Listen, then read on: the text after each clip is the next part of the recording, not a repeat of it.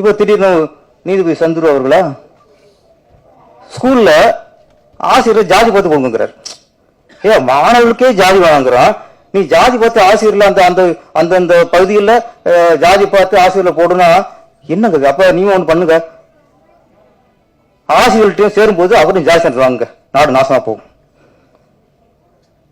மாணவர்கிட்ட ஜாதி சென்டர் வாங்குறதே கேடு. ஓகே, அது சில விஷயங்களுக்காக வாங்குறாங்க. இப்போ ஒரே ஒரு சின்ன வேண்டுகோள் தான்,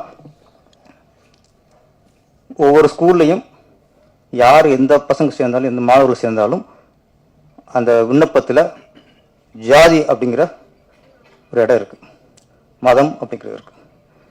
பொதுவாக விண்ணப்பம் பேரு, அப்பா, முகவரி, எந்த நாடு, மதம், ஜாதி எல்லாம் வரும்.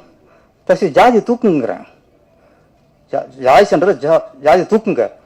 யாருக்கு ஜாதி தேவைப்படுதோ, யாருக்கு ஜாதியை வைத்து சலுகைகள் தேவைப்படுதோ அவர்கள் மட்டும் தனிப்பட்ட முறையில் ஜாதி சான்றிதழ் கொடுத்து நீங்க சலுகை வாங்கிக்கிறீங்க. முடிச்சுல நான் எனக்கு என் பிள்ளைங்க ஜாதி தேவைன்னா நான் விண்ணப்பத்தில் பூர்த்தி பண்ண மாட்டேன். அப்ப எதை ஜாதி ஒழிக்க நினைக்கிறானோ அவனுக்கு அந்த ஜாதி சான்றிதழ் அந்த விண்ணப்பத்தில் ஜாதி பெற நிரப்பாதீங்க. யாருக்கு ஜாதி ஜாதி அடிப்படையில் சலுகைகள் பெறுவது குற்றம் இல்லை, அது ஒரு இது இல்லை, பொருளாதார ரீதியாக பின்தங்கி நிறைய பேர் இருக்காங்க. அப்போ யாருக்கு தேவையோ அவங்க தனியா ஜாதி சென்டர் கொடுத்து அந்த சலுகைகளை பெற்றுக்கொள்ளட்டும். இலவச புக்கா பெற்றுக்கொள்ளட்டும், இலவச சீருடையா பெற்றுக்கொள்ளட்டும், தப்பே இல்லை. எல்லாத்தையும் ஜாதி கேட்காதீங்க, யாருக்கு ஜாதியோ அவங்க ஜாதி ஃபில்அப் பண்ணிக்கட்டும். ஜாதி கொஞ்சம் குறை இருக்க ஒரு வழியா இருக்கும்.